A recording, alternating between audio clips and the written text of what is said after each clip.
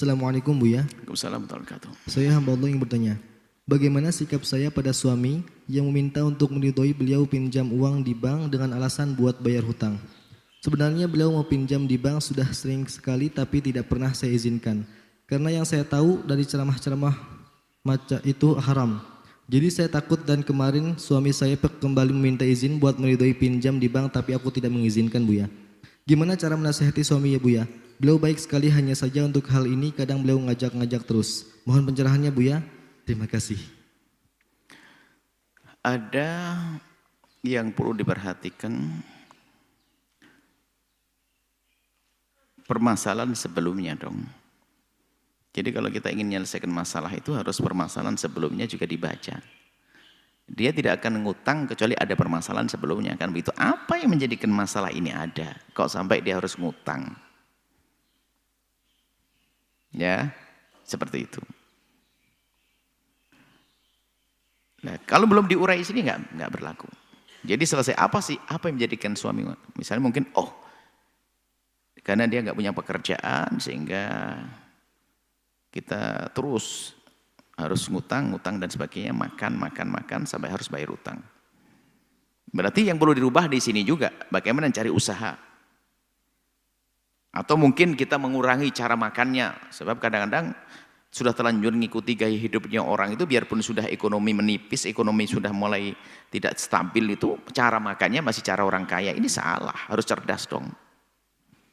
Jadi semua harus dirubah supaya tekanan, sama seperti seorang istri mengatakan suaminya adalah jangan bekerja di tempat yang haram, atau suaminya jangan pinjam uang bank konvensional. Cuman kalau dia tuntutannya tidak dikurangi, ya sama saja. Mungkin berkata, wahai suamiku, aku rela, enggak pakai anting dulu nggak apa-apa, enggak pakai kalung nggak apa-apa. Tahun ini hari raya ini kita enggak usah beli baju dulu bang. Yang penting abang tidak. Artinya dari pihak istri pun mendukung. Bukan hanya berkata jangan bang, mohon maaf, ini kita nasihat pertama dari istrinya untuk mendukung. Jangan sampai bang nggak usah, jangan pinjam duit, jangan pinjam ke bank dan sebagainya. Katanya besok bang, ini harus ganti dong kulkasnya bang, motor harus ganti bang. Ini berarti tidak mendukung, hanya sekedar Anda melarang saja. Anda pun beri solusi. Solusinya adalah dengan cara mengurangi pengeluaran yang ada di dapur Anda, mengurangi pengeluaran dalam rumah tangga Anda. Kita ada satu orang, subhanallah, seorang perempuan punya masalah, dia harus pinjam uang di tempat bank konvensional. Karena dia punya utang banyak untuk membiayai anaknya sekolah. Akhirnya kita tanya, sekolahnya di mana ibu? Dia nyebut sebuah sekolahan. Saya kaget ajib. Sudah tahu kondisinya begitu, pengen sekolahnya yang sangat mahal sekali. Ya sakit dia, sekolahnya mahal, jutaan per bulan. Waduh, ini nggak bener ini orang cara berpikirnya.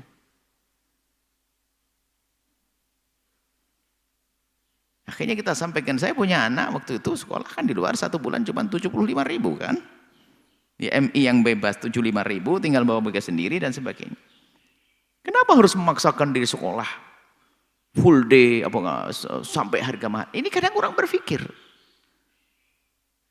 Gaya hidup yang ikuti gaya hidupnya orang, sehingga dia akan terus terjerat dengan budaya-budaya ngutang, terseksa.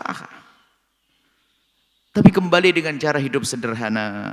Apa yang diajarkan Nabi, lihat, action gaya-gayaan dengan gebiar dunia. Tadi kita sebutkan dalam firman, gebiar dunia itu akan menjadikan hidup itu susah. Jadi yang menjadikan hidup susah kadang diri kita sendiri. Hidup susah itu kita sendiri yang membuat.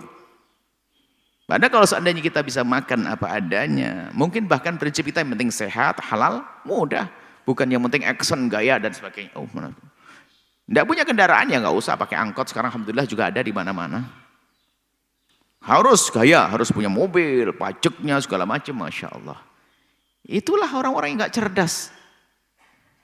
Tidak mengerti kemampuannya seperti apa, dia membawa beban, ngambil beban sebenarnya. Makanya itu adalah setan yang menjadikan seperti itu sehingga dia terjerumus. Akhirnya pinjam ke tempat-tempat yang haram yang ada ribanya.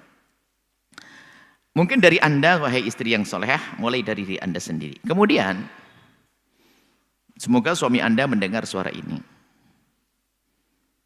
Itu setan yang bisikkan kepada Anda. Dan yakini bahasanya janji Allah adalah dengan keyakinan Anda kepada Allah. Kalau Anda yakin betul bahasanya pintu haram harus Anda tutup, maka lihat. Anda akan menemukan pintu halal Allah buka selebar-lebarnya. Ya, berusahalah jangan. Dan jangan menutup karunia Allah. Anda bisa pinjam teman yang tanpa ada bunga dan sebagainya. Bahkan bisa jadi di saat Anda pinjam teman malah diberi hadiah atau dan seterusnya. Atau mungkin daripada melakukan haram, jual aset Anda jika Anda punya aset banyak. Kadang mempertahankan aset lebih baik ngutang dengan cara yang haram daripada harus menjual aset. Padahal kalau seandainya dia yakin aset aku jual untuk menyelesaikan urusan utang haram saya, maka setelah itu Allah akan ganti dengan yang hebat, yang lebih besar lagi. Seperti itu. Bangun keyakinan kepada Allah dan takutlah kepada Allah. Dan tetap kami himbau kepada siapapun yang sudah niat hijrah, meninggalkan riba dan seterusnya, teruskan, jangan ragu. Dan siapapun yang masih berada di kubang kehinaan riba, maka tinggal memohon kepada Allah agar dientaskan. Jangan putus asa, jangan berkata sekarang susah pinjam duit, yang nggak ada bunganya susah. Jangan katakan semacam itu.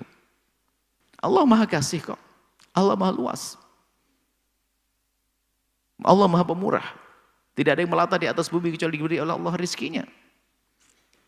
Seperti itu. Jadi ditata hati, yakin, dan jangan berani-berani mencoba dengan yang haram, karena haram itu adalah akan membawa kepada petaka yang panjang. Kemudian di saat Anda menemukan saudara-saudari Anda, ini harus kita bangun akhlak yang baik supaya orang tidak merendahkan saja kepada orang yang dianggap salah atau melakukan kesalahan.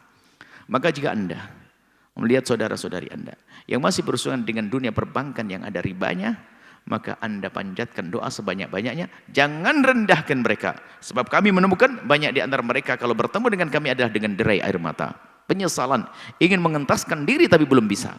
Dan banyak orang semacam itu. Maka jangan merendahkan mereka. Lalu target kita apa? Target kita, ya, harapan kita adalah semua yang konvensional ini kelak menjadi syariat semuanya. Nggak mustahil. Islamisasi bank. Jadi semua bank menjadi diislamkan, disyariatkan semuanya. Dan indah kalau seperti itu. Dan mungkin dimulai dari kesadaran orang yang paling bawah, kita menggunakan bank syariah, sampai paling atas Pak Presiden, kompak, indah semuanya. Baldatun thayyibatun rabbur ghafur. Ternyata seperti kita bertemu di dunia, ketemu lagi di surga nanti kalau kita serius. Maka ini seruan kepada semua yang ngurusi negara ini. Pintu surgamu sangat mudah. Ayo selesaikan hal yang demikian ini. Gampang, tinggal ngomong saja. Rakyat mendukung, indah. Oh, surga ternyata gampang ya. Seperti itu. Semoga Allah menjauhkan kita dari urusan riba dan Allah mudahkan kita untuk mendapatkan yang halal penuh berkah. Wallahu a'lam bishawab. Setelah Anda menyaksikan video ini, jangan lupa berselawat kepada baginda Nabi Muhammad sallallahu alaihi wa alihi wa sahbihi wasallam.